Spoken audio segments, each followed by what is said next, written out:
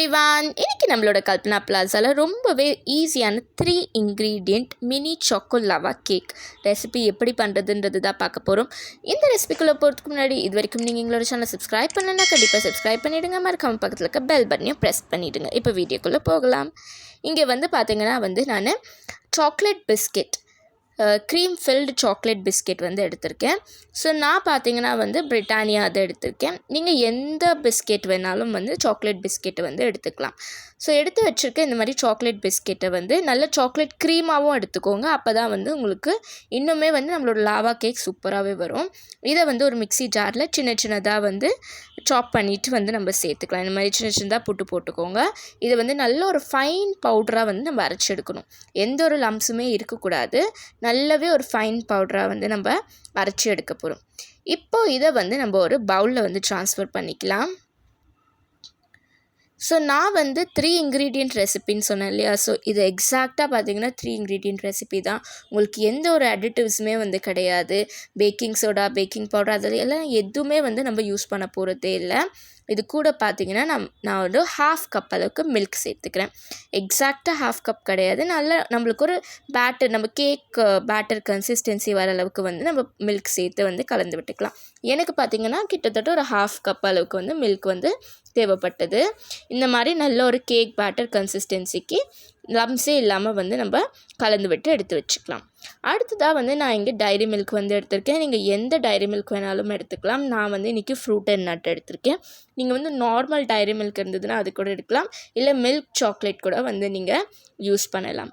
So இந்த சாக்லேட்டை நம்ம டபுள் பாயிலிங் மெத்தடில் பார்த்தீங்கன்னா பாயில் பண்ணி எடுக்க போகிறோம். நல்லாவே மெல்ட் பண்ணணும் சாக்லேட். அப்போ தான் பார்த்தீங்கன்னா நம்மளுக்கு உள்ள அந்த லாவா கேக்கு பார்த்தீங்கன்னா ஃபில்லிங் கரெக்டாக இருக்கும். ஸோ நான் இங்கே இதில் கொஞ்சமாக ஒரு 1 டேபிள் ஸ்பூன் அளவுக்கு மில்க் சேர்த்துக்கிறேன். அப்போது இது டபுள் பாயிலிங் பார்த்திங்கன்னா உங்களுக்கு இன்னுமே பர்ஃபெக்டாக ஆகும். நல்லா சாஃப்டாக வரும் உங்களுக்கு. ஸோ இந்த மாதிரி சாக்லேட் நல்லாவே மெல்ட் பண்ணி எடுத்து வச்சுக்கலாம். அடுத்ததாக நான் இங்கே குழிப்பணியார கல் எடுத்திருக்கேன். ஸோ இந்த குழிப்பணியார கல்லில் நம்ம ஆயில் நல்லாவே ப்ரஷ் பண்ணி விட்டுக்கலாம். அப்போ தான் நம்மளோட லாவா கேக் பார்த்திங்கன்னா ஒட்டாமல் சூப்பராக வரும்.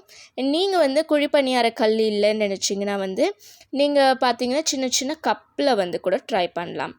ஸோ இந்த கல் நல்லா சூடாகணும். நல்லா சூடானதுக்கப்புறமா நம்ம எடுத்து வச்சுருக்க அந்த பேட்டர் இருக்கு இல்லையா. ஸோ அந்த பேட்டர் நம்ம கொஞ்சமாக சேர்த்துக்கலாம். ஃபுல்லாக சேர்க்க வேண்டாம், கொஞ்சமாக சேர்த்துக்கலாம். ஒரு பாதி அளவுக்கு சேர்த்து விட்டுக்கலாம். இதே மாதிரி நம்ம எல்லாத்துலேயுமே ஃபில் பண்ணி வைக்க போகிறோம். ஸோ இந்த மாதிரி எல்லாத்துலேயும் ஃபில் பண்ணதுக்கப்புறமா இதுக்குள்ளே நம்ம ரெடி பண்ணி வச்சுருக்க அந்த டைரி மில்க் மெல்ட் பண்ணி வச்சுருக்கோம் இல்லையா. ஸோ அந்த மெல்ட்டட் டைரி மில்க்கையும் பார்த்திங்கன்னா நம்ம இதில் சேர்க்க போகிறோம்.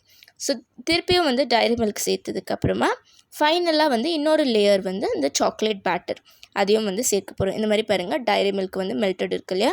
ஸோ அதை நான் இதில் கொஞ்சம் கொஞ்சமாக எல்லாத்துலேயுமே சேர்த்து விட்டுக்கிறேன்.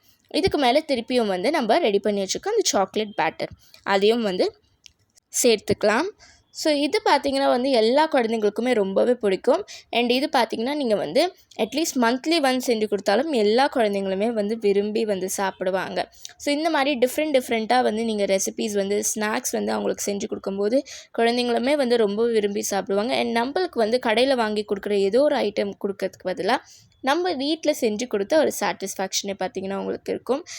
ஸோ இதை நல்லா ஒரு 2 to 3 மினிட்ஸ் குக் பண்ணிக்கலாம். 2 பக்கமே நல்லா திருப்பி போட்டுக்கலாம். திருப்பி போட்டு குக் பண்ணி எடுத்து வச்சுக்கலாம். இப்போ பாருங்கள், நல்லாவே குக் ஆகிடுக்கு. ஒரு டூத் பிக்கை வச்சு இது எல்லாத்தையுமே வெளியில் எடுத்துடலாம். இப்போ நம்மளோட மினி சாக்கோ லாவா கேக் சூப்பராக ரெடி ஆகிடுச்சு. இதுக்கு மேலே கொஞ்சமாக கார்னிஷிங்காக நான் சாக்லேட் சிரப் ஆட் பண்ணிக்கிறேன். இது கம்ப்ளீட்லி ஆப்ஷனல். உங்களுக்கு வேணும்னா ஆட் பண்ணிக்கலாம், வேண்டாம்னா ஸ்கிப் பண்ணிக்கலாம். பெரியவங்கெல்லாம் சாப்பிடும்போது நிறையவே சாக்லேட் விரும்பி சாப்பிட மாட்டாங்க. ஸோ அவங்கெல்லாம் இதை ஸ்கிப் பண்ணிக்கோங்க. அண்ட் குட்டீஸ்க்கெல்லாம் கொடுக்கும்போது கண்டிப்பாக அதை ஆட் பண்ணி கொடுங்க. இன்னும் டேஸ்டியாக இருக்கும், செம்ம யம்மியாக இருக்கும்.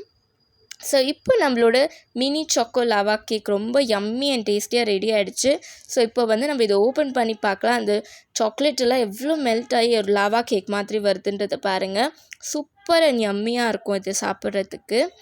கண்டிப்பாக உங்கள் வீட்டில் இது ட்ரை பண்ணி பாருங்கள்.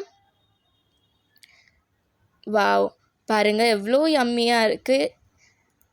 இது மட்டும் இல்லைங்க, இதுக்கு முன்னாடி எங்களோட சேனலில் நாங்கள் நிறைய ரெசிபீஸ் அப்லோட் பண்ணியிருக்கோம். இது வரைக்கும் பார்க்காதவங்க கண்டிப்பாக பார்த்துருங்க. இந்த வீடியோ உங்களுக்கு பிடிச்சிருந்ததுன்னா கண்டிப்பாக கல்பனா பிளாஸாக்கு லைக் பண்ணுங்கள், ஷேர் பண்ணுங்கள், சப்ஸ்கிரைப் பண்ணுங்கள், மறக்காமல் கமெண்ட் பண்ணுங்கள். Stay tuned with the channel for our upcoming video. See you, tata, bye bye.